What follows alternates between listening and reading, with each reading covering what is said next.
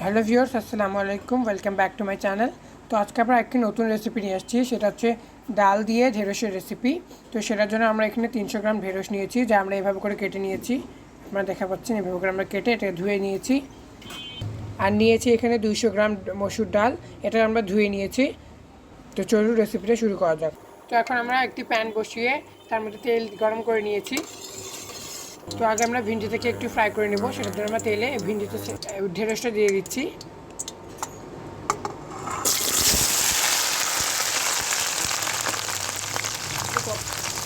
এখন আমরা ঢেঁড়সের সাথে হলুদ দিয়ে দিচ্ছি আর দিয়েছি স্বাদ মতো লবণ।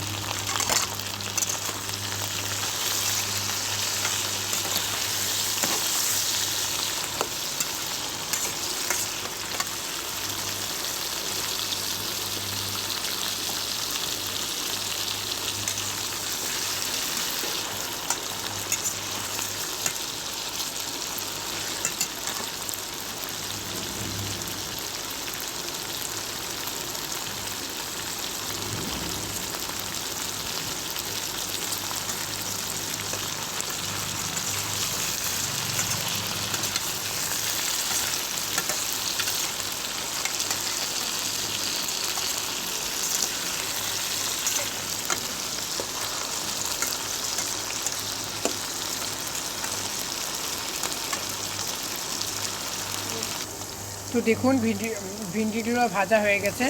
এই পর্যায়ে আমরা এখন এটাকে নামিয়ে নেব। আপনারা এভাবেই ভাজবেন, বেশি ভাজা গেলে এটা ভালো হবে না। এখন আমরা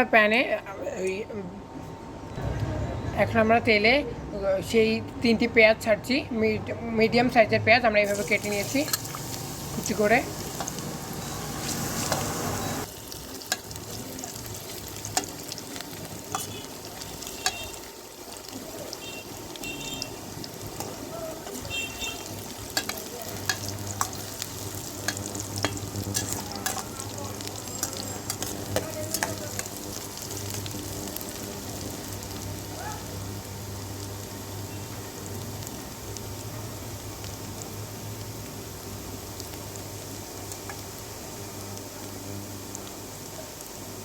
হ্যাঁ, তো আমরা এখন সেখানে দিয়ে দিচ্ছি রসুন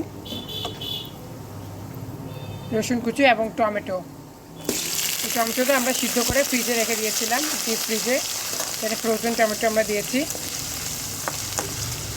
আর পেঁয়াজটা আমরা একটু উঠিয়ে রেখে দিয়েছি, সেটা পরে দেওয়ার জন্য। এখন আমরা দিয়েছি আধা চা চামচ রসুন বাটা এবং আধা চা চামচ আদা বাটা এবং 1/4 চা চামচ জিরা বাটা।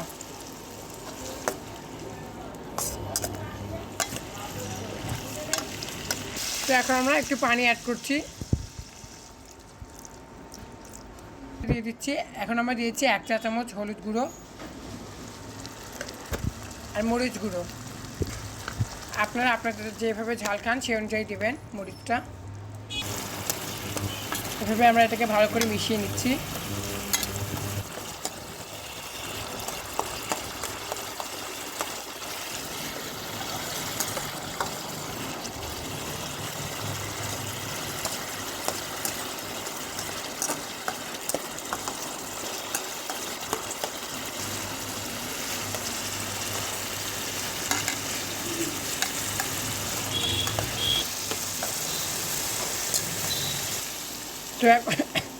তো এখন আমরা মসুর ডালটা দিয়ে দিচ্ছি।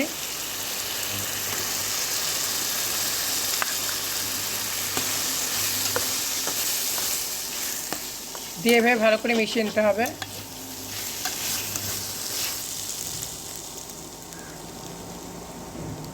এখন আমরা ডালটাকে সিদ্ধ করার জন্য পরিমাণ মতো পানি দিয়ে দিচ্ছি।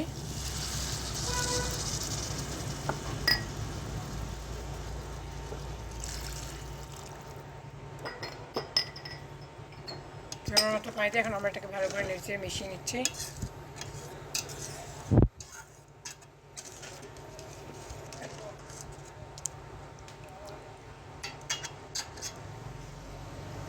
তো এখন আমরা এটাকে ঢাকনা দিয়ে ঢেকে দিচ্ছি।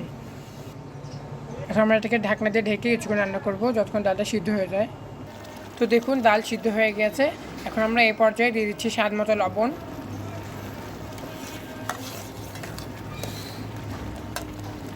এবং দিয়ে দিচ্ছি ভিন্ডি ভাজাটা, ভেন্ডিটা।